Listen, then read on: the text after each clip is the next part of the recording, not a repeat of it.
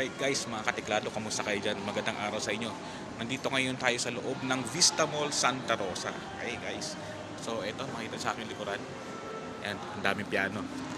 So, ipapakita ko lang sa inyo guys. Napag-desisyonan namin na, sige, ipaparaffle natin ngayon. Ipaparaffle natin itong Roland XPS10. Yan guys, ipapakita ko lang sa inyo. Alright, ganda, pula-pula. Yan, so XPS10 natin dito. Meron tayong XPS30 pero ipaparaffle natin ito XPS30. Tapos yan, may Roland tayo ng Roland Go piano. Meron din tayong mga Yamaha DGX 670, Yamaha Arius, YDP 105. Meron tayong 145 din. Nasa storage nga lang. Casio PXS 1100 nasa taas. Ito naman ay Previa PX770,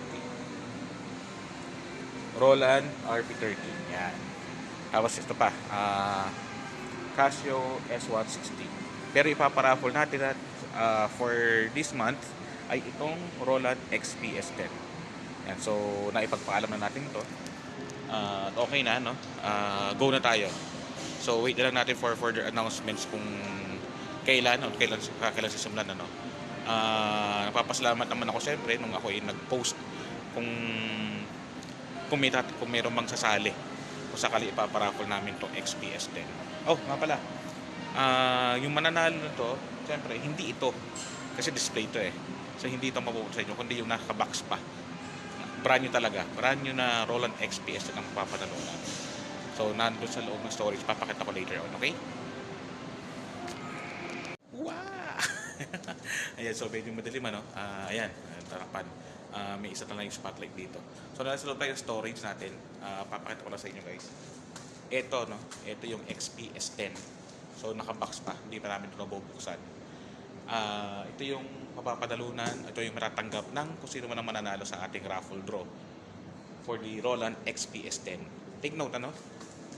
Ang mananalo nito, may kasama pang Roland na gig bag. Yan, Roland gig bag. Yan, so sakto na yan. So original na Roland ang matatanggap mo kung sino ka mang mapalad na mananalo. So ngayon pala na congratulations kagad in advance kung sino man na mananalo ng brand new Roland XPS10. Tapos may mga humirit pa, sana raw may mga consolation prizes.